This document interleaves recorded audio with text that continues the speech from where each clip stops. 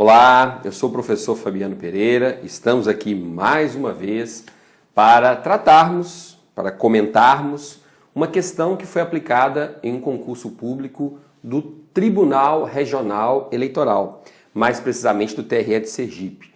E essa questão foi uma questão, vamos dizer assim, uma questão um pouquinho mais trabalhada, porque é uma questão que versa sobre um tópico que os alunos geralmente não gostam de estudar, principalmente aqueles que estão se preparando para o cargo de técnico judiciário. E que tópico é esse? Recursos eleitorais. Eu nem condeno muito não, porque essa parte de recursos eleitorais é uma parte que suscita muitas dúvidas, até mesmo em relação àqueles que operam dentro do direito eleitoral. Então são muitos pontos polêmicos, são muitas questões que ainda estão sendo debatidas, tanto no âmbito dos tribunais regionais eleitorais e principalmente no âmbito do Tribunal Superior Eleitoral. Então aqui a gente tem que procurar ser o mais objetivo possível. Nós temos que focar a questão de prova, nós temos que resolver a questão e garantir o ponto que nós precisamos. Então se você for, vou ler em 16 livros, 12 livros, ler em tantas doutrinas, esse assunto você acaba se perdendo. Então tente ser o mais objetivo, ou a mais objetiva possível, quando você estiver estudando recursos eleitorais. O que significa ser objetivo? Ser objetivo neste tópico sobre recursos eleitorais significa você começar estudando pelo texto constitucional, mais precisamente no artigo 121 da Constituição, memorizar aquelas informações que constam no texto constitucional e logo na sequência você passar para a leitura do Código Eleitoral. Por quê? Porque a maioria dos dispositivos do Código Eleitoral que versam sobre recursos eleitorais, eles foram recepcionados pela Constituição. Entretanto, a Constituição é um pouco mais abrangente. O fato dela ser um pouco mais abrangente não quer dizer que esses dispositivos do Código Eleitoral estejam revogados ou que não foram recepcionados.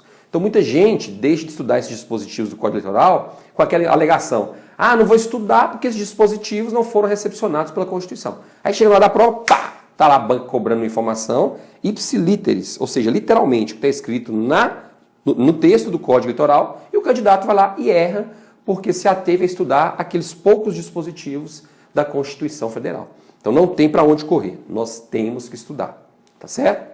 Estou até pensando em preparar uma aula específica sobre recursos eleitorais para que você possa entender melhor como é que funcionam esses recursos no âmbito do processo eleitoral. Porque é um pouquinho diferente da sistemática adotada pelo Código de Processo Civil, seja pelo antigo Código, o antigo CPC, seja pelo novo CPC.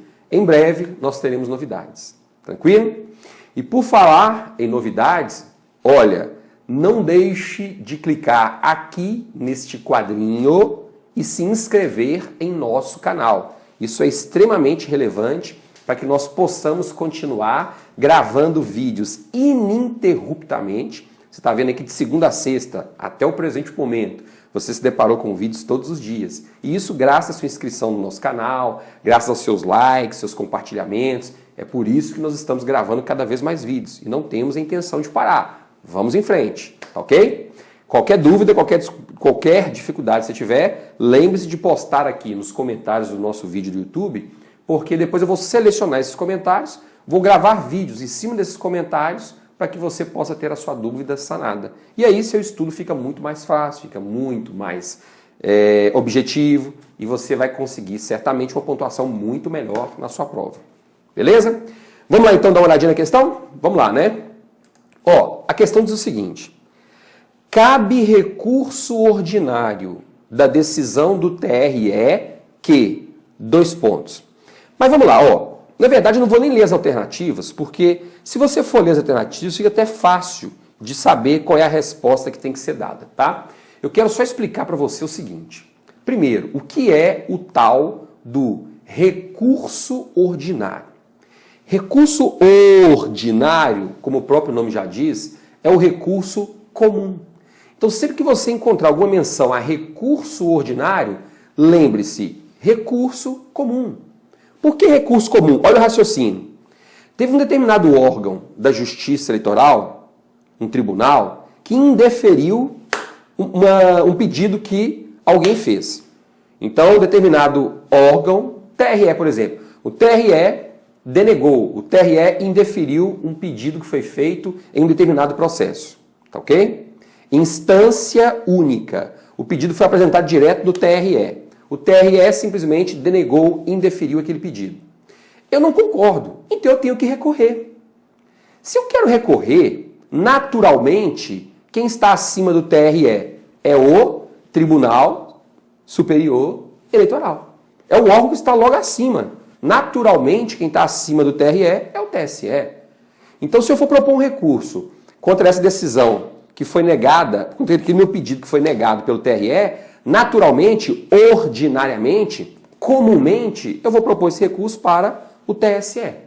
Por isso que ele é chamado de recurso ordinário. Então, a primeira categoria de recursos ordinários que nós temos é aquela categoria que abrange os recursos que são propostos contra as decisões dos tribunais regionais eleitorais. Então, os TREs denegaram, indeferiram alguns pedidos, nós temos a possibilidade de entrar com recurso ordinário, que significa comum, para o TSE, que é a instância naturalmente superior. Essa é a primeira categoria de recursos ordinários. Aí nós temos uma segunda categoria de recursos ordinários, que é o recurso ordinário proposto contra decisão proferida pelo TSE. Você sabe que a regra geral é a seguinte: não é cabível recurso contra as decisões proferidas pelos TREs e também pelo TSE. Essa é a regra. Salvo nas hipóteses previstas no texto constitucional e lá no Código Eleitoral. Tá certo? Só que aí nós vamos ter algumas hipóteses em que é cabível recurso ordinário contra as decisões dos TREs e algumas hipóteses em que será cabível recurso ordinário também contra as decisões proferidas pelo TSE. Quando? Quando houver, por exemplo, uma decisão do TSE denegatória de mandado de segurança. Uma decisão do TSE denegatória de habeas corpus. Então, nesse caso, naturalmente, quem é que está, entre aspas, bem grande? Acima do TSE. Ok? Supremo Tribunal Federal. Quando a gente fala em matéria eleitoral, claro que a instância máxima é o TSE. Mas eu estou falando aqui que o TSE denegou um pedido de habeas corpus. Denegou um pedido de mandado de segurança. Habeas corpus e mandado de segurança são matérias constitucionais, previstas no artigo 5º da Constituição Federal. Então, naturalmente, o recurso a ser proposto contra essas decisões denegatórias do TSE vai para onde? Vai para o STF. Tá vendo? Então, por isso que aí eu tenho duas categorias de recursos ordinários, chamados, entre aspas, de recursos comuns. Ordinários, comuns. Tá certo? Mas para sermos mais objetivos ainda, vamos focar na questão. Vamos focar nas decisões proferidas pelos TREs, que é o foco da questão. Vamos lá? Então veja, olha só, vamos entender melhor. O artigo, vou até avançar um pouquinho aqui, para ficar mais fácil você entender. Ó. O Código Eleitoral, no artigo 276, ele diz o seguinte: as decisões dos TREs são terminativas, ou seja, contra elas não cabem recurso, salvo os casos seguintes em que cabe recurso para o TSE.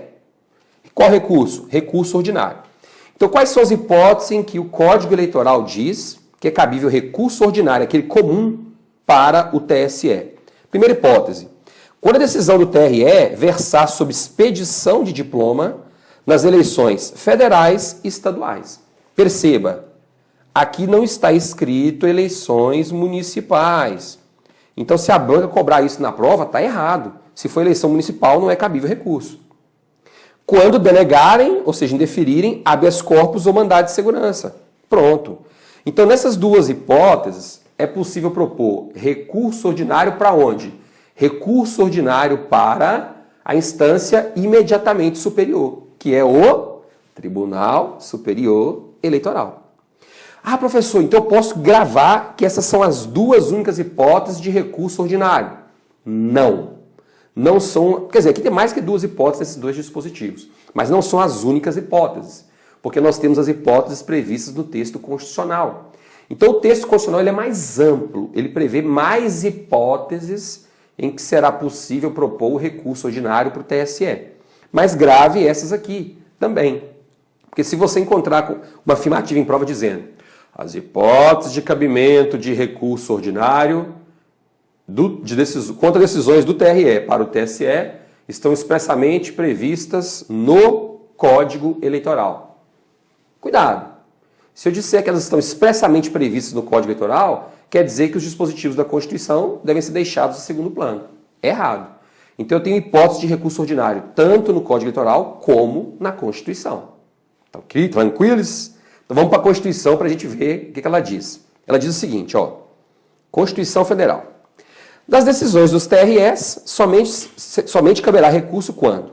Quando versarem sobre inelegibilidade ou expedição de diplomas nas eleições federais ou estaduais.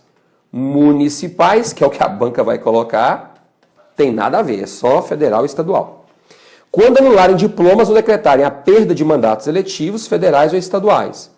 Municipais também está fora. E por último, denegarem habeas corpus, mandado de segurança, habeas data ou mandado de injunção. Tá vendo aqui, ó, que esse inciso 5º da Constituição Federal, ele é mais abrangente do que a linha B do inciso 2 do artigo 276. Porque aqui fala só em habeas corpus e mandado de segurança. O texto constitucional é mais amplo, inclui ainda o habeas data ou mandado de injunção.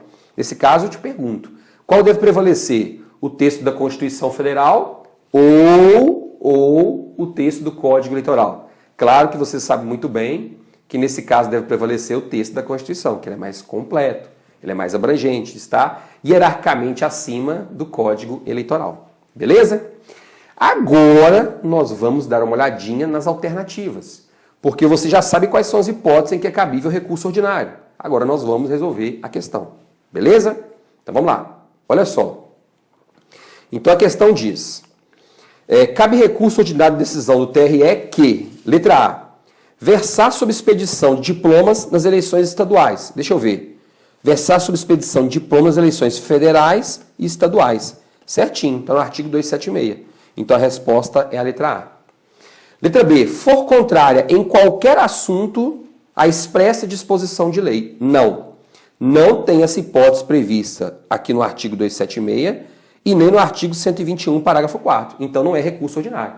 Ô professor, mas tem uma espécie de recurso que encaixa aí, né? Não, não é que encaixa aí, não. Existe uma espécie de recurso que, dependendo da circunstância, pode ser proposto, mas não é um recurso ordinário. Não vou nem entrar em questão, isso nós vamos ver posteriormente, em uma outra aula, tá? Voltemos. Divergir em qualquer assunto da interpretação de outro TRE. Deixa eu ver se é recurso ordinário. Não está escrito aqui, não está escrito aqui, então eu sei que também não é ordinário. Pode até ser outro tipo de recurso. Nós vamos ver depois, um especial, um extraordinário, não sei, não estou falando que são esses não. Pode até ser, mas não é o ordinário. Voltemos então. D. For evidentemente contrária à prova dos autos do que concerne a irregularidade de propaganda eleitoral. Deixa eu ver se está aqui. Ordinários estão aqui, ordinários estão aqui, então não é o ordinário também, né? E letra E. Não for unânime. Aqui não está falando nada de unanimidade, que tem que ser unânime a decisão, aqui também não fala nada disso, então ficou fácil.